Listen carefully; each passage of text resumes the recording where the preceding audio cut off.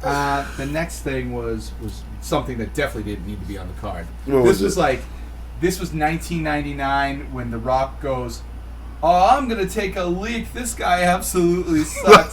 This was Drew and Jinder. Yeah. Horrible.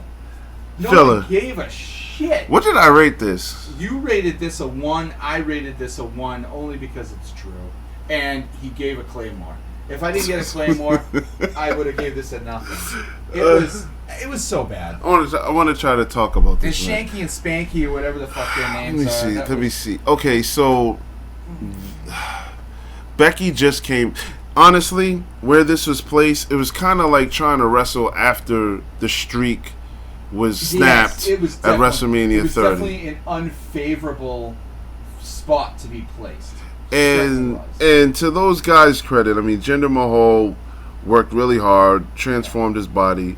Drew McIntyre, I think, is an awesome superstar who you can still build and push to the moon.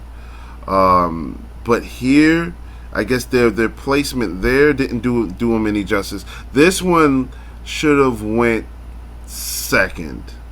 Yo, definitely. This one was.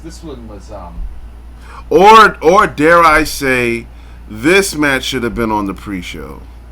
Yeah, I agree. It shouldn't have been on it. I'm sorry. The show, I love Drew. We love Drew. They need to rebuild this man. I absolutely love Drew. But this was garbage. There was nothing invested in it. And this feud better be over. Because this feud is horrible to watch. It's painful to watch. This is the Roman Reigns, Bray Wyatt feud of 2014, 2015, something like that. That feud went on for a long, good minute. No, you know what? No. No, that was at least somewhat watchable. This is the fucking Baron Corbin versus who was it with the dog food? Oh, Roman. Oh, this is the Baron Corbin Roman. Yeah, maybe that's why I'm such a Roman mark now. I had to sit through those matches for about half a year, and to see this man finally put out a body of work that is it should be in Paris in the Louvre. It's so well. This was horrible. As a matter of fact, no, this doesn't get a 1. This gets a DQ.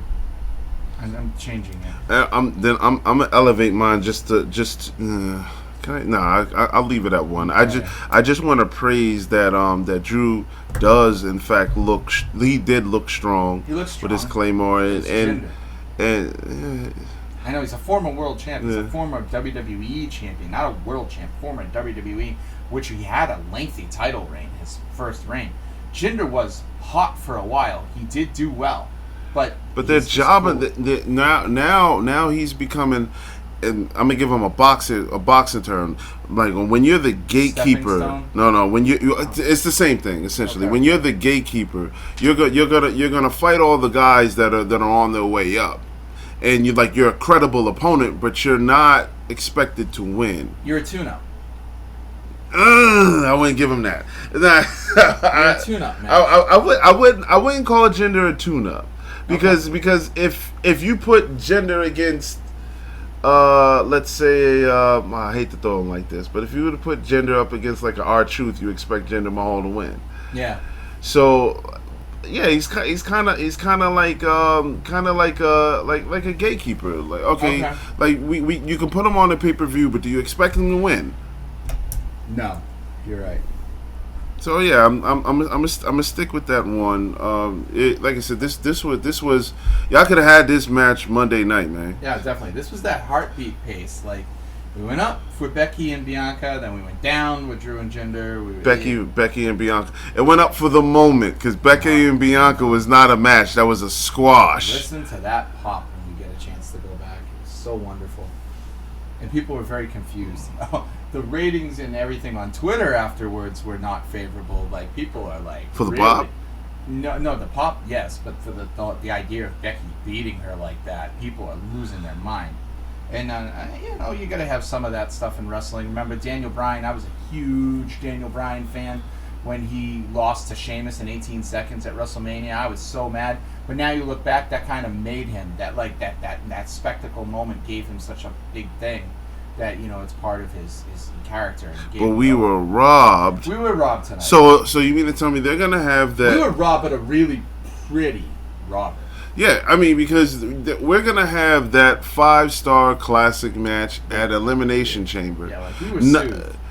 Where we could have had it at SummerSlam. The sub WrestleMania type atmosphere. Man. Boy, I know, it's hurtful. Terrible booking. But terrible. Here we go. On to the next stuff.